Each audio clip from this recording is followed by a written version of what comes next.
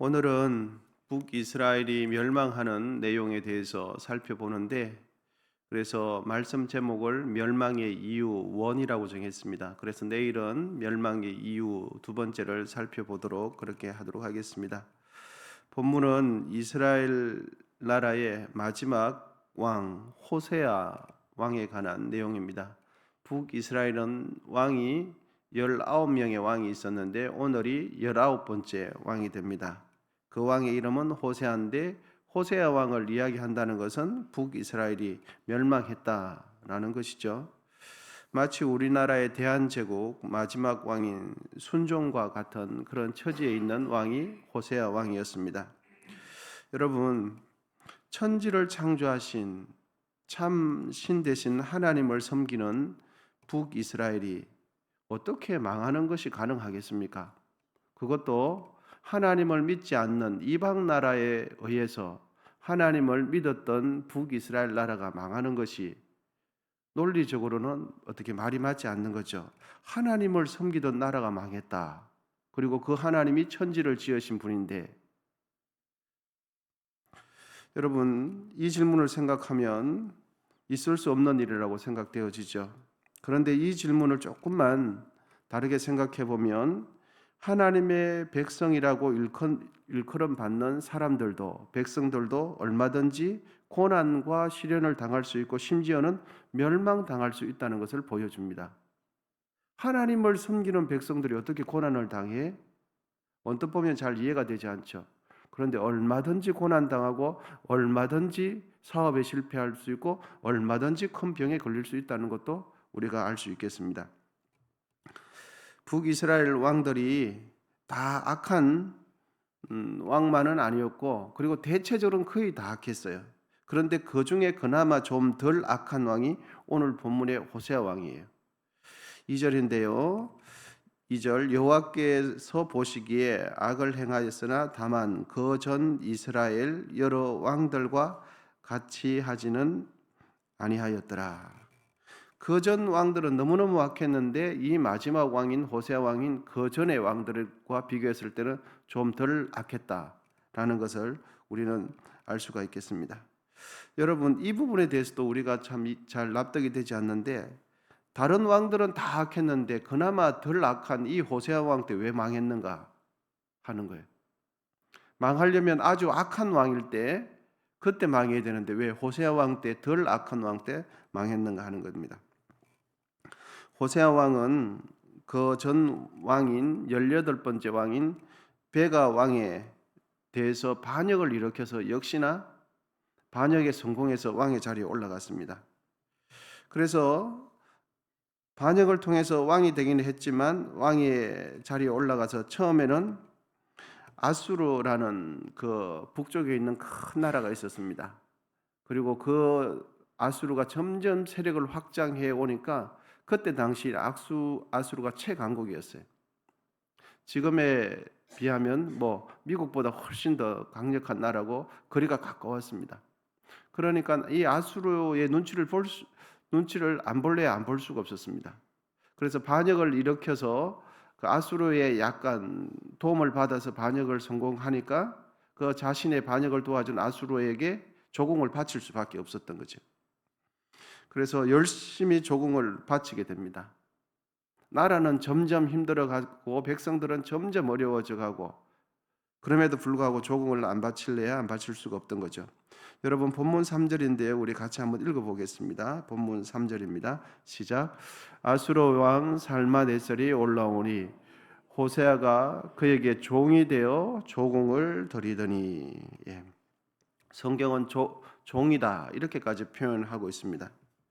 그런데 어느 날부터는 이 아수르에게 조공을 잘 갖다 바치다가 어느 날부터는 갖다 바치지 않고 남쪽에 있는 점점 힘을 이렇게 키워오는 애굽과 이렇게 친하게 지내면서 친애굽 정책을 쓰게 된 겁니다. 그러면서 북쪽에 있는 이 아수르에게는 조공을 안 바치지 않고 애굽하고 결탁을 하게 되어지는 거죠. 그런데 결과는 어떻습니까? 그 판단은 오판이었습니다. 아수르 제국을 배신하는 이 호세아 왕을 보면서 아수르는 즉시 그 왕을 감옥에 가두고 북이스라엘 수도되는 사마리아 성을 3년 동안 철통과 같이 포위하게 되어집니다. 그런 내용이 본문 4절 5절에 기록되어 있습니다. 4절입니다. 그가 애굽의 왕 소에게 사자를 보내고 해마다 하던 대로 아수르 왕에게 조공을 드리지 아니하며 아수르 왕이 호세아가 배반함을 보고 그를 옥에 감금하여 두고 아수르 왕이 올라와 그 온 땅에 두루 다니고 사마리아로 올라와서 그곳을 3년간 에워쌌더라. 여러분, 북이스라엘이 왜 망했습니까? 하나님을 믿는 사람이 왜 망하게 됩니까? 그 이유를 본문 6절은 이렇게 기록해 주고 있죠. 북이스라엘이 정말 망했다는 것을 기록해 주고 있는데 6절 같이 한번 읽어보겠습니다. 시작. 호세아 제9년에 아수르 왕이 사마리아를 점령하고 이스라엘 사람을 사로잡아 아수르로 끌어다가 고산 강가에 있는 할라와 하볼과 메대 사람의 여러 고을에 두었더라. 북이스라엘이 왜 망했는가? 호세아 왕이 아수르를 배반하고 애굽과 친항에 지내는 그 정책으로 인해서 북이스라엘이 완전히 멸망하고 하나님의 백성이라고 일컬음받는 북이스라엘 사람들은 치욕과 능멸을 당하면서 고통을 당하면서 아수르 제국으로 이제 끌려가는 그런 상황입니다. 여러분, 우리는 지금 열왕기하 전체를 이렇게 천천히 살펴보고 있는데 열왕기서가 담고 있는 전체적인 메시지는 뭔가 하면 하나님의 백성들이 왜 망했는가? 하나님을 섬기는 참신을 섬기는 백성들이 왜 망했는가? 이 메시지를 열왕기서 전체가 담고 있거든요. 오늘 본문도 동일한 그 전체 메시지의 핵심을 담고 있습니다. 여러분, 북이스라엘이 망한 이유가 무엇입니까? 그것은 아수르 제국이 강해서가 아니라 하나님의 백성이 하나님을 덩치고 하나님을 버렸기 때문입니다. 아수르 제국이 힘이 강하고 북이스라엘 나라의 군사력이 약해서 망한 것이 아니라 열왕기서 전체가 담고 있는 메시지는 하나님의 백성이 하나님을 덩치기 때문에 망했다. 이걸 가르쳐줘요. 오늘 본문도 호세아 왕이 잘못된 정책을 써서 망했다라고 보이지만 이거는 겉보기예요. 그런데 왜 망했는가 하면 하나님의 백성이 하나님을 버렸기 때문에 망했다. 여러분, 그러한 내용을 7절, 8절이 기록해 주고 있는데요. 중요한 내용이라 다시 한번 천천히 한번 읽어보겠습니다. 7절입니다. 7절, 8절입니다. 시작. 이 일은 이스라엘 자손이 자기를 애굽 땅에서 인도하여 내사 애굽의 왕 바로의 손에서 벗어나게 하신 그 하나님 여호와께 죄를 범하고 또 다른 신들을 경외하며 여호와께서 이스라엘 자손 앞에서 쫓아내신 이방 사람의 규례와 이스라엘 여러 왕이 세운 율례를 행하였음이라. 아멘. 그래서 북이스라엘이 망한 이유, 그러니까 7절의 앞부분에 보면 이 일은 왜 망했는가? 자기를 구원해 주신 하나님을 덩치고 우상을 섬기는 이방 나라의 형태를 따라했기 때문이다. 성경은 가르쳐 주고 있습니다. 북이스라엘 나라가 멸망한 이유는 막연하고 여러 군데 있는 것처럼 보이지만 그것은 겉보기고 분명한 이유는 하나님을 버렸기 때문이죠. 하나님을 마땅히 섬기고 하나님께 감사와 기쁨으로 나를 구원해 주신 하나님을 섬기면서 그렇게 살아가야 하는데 이방 나라들처럼 우상을 섬기고 하나님을 덩쳤기 때문에 멸망의 본질적인 이유가 여기 있다. 그리고 본문 12절은 북이스라엘이 왜 망했는가 다시 한번 밝혀주고 있습니다. 12절은 제가 읽어드리겠습니다. 또 우상을 섬겼으니 이는 여호와께서 그들에게 행하지 말라고 말씀하신 일이라. 하나님께서 그 일을 하지 말라고 선지자와 선견자들을 끊임없이 보냈는데 그럼에도 불구하고 하지 말라는 그 우상을 섬기고 우상을 섬기는 사람들의 하는 행태를 그대로 따라한 거죠.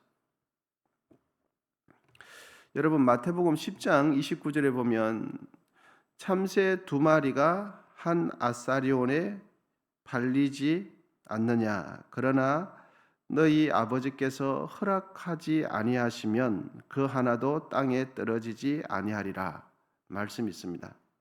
하늘에 참새가 우연히 날아가는 것 같지만 그 날아가는 참새 2마리 중에 1마리가 땅에 떨어지는 거 누가 허락하시지 않으면 안 된다고요. 하나님께서 허락하시지 않으면 참새 하나, 하찮은 그 새 하나도 땅에 떨어지는 법이 없다. 이렇게 말씀합니다. 여러분, 참새 하나도 하나님의 주권 하에서 땅에 떨어지고 안 떨어지고 결정되는데 북이스라엘 나라, 하나님의 백성이라고 일컫는 이 나라가 망하는 이 큰 일이야.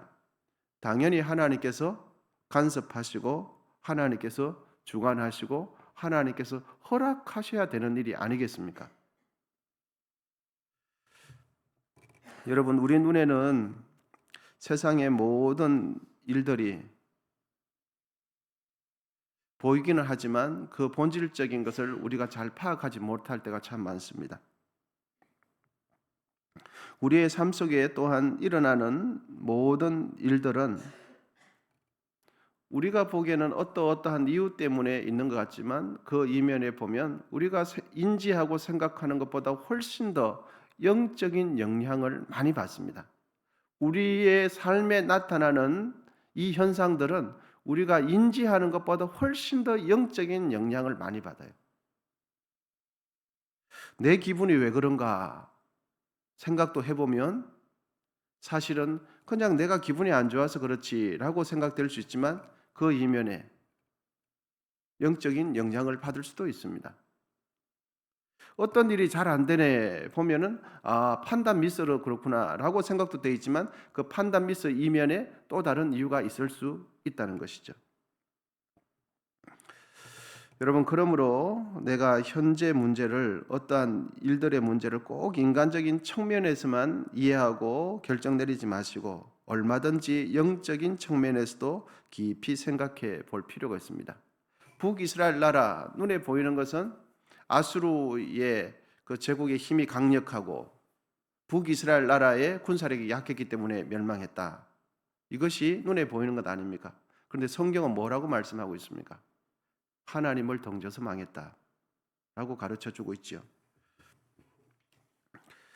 내 삶 주위에서 일어나는 모든 일과 사건들을 눈에 보이는 모습으로만 이해하고 판단하지 마시고 내가 하는 일이 하나님 앞에서 기쁨이 되는지 아니면 하나님 앞에서 죄가 되는지 이러한 기준도 얼마든지 깊이 생각해 볼 필요가 있다는 겁니다.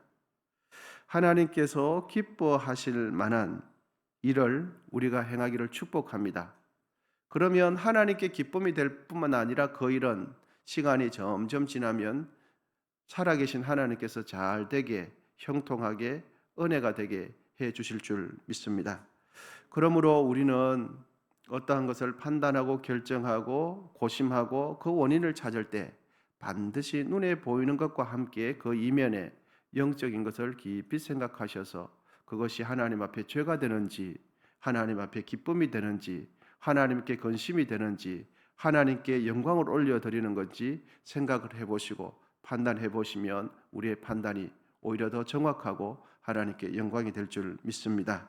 그러한 삶으로 이 한 날도 승리하시기를 축복합니다. 기도하겠습니다.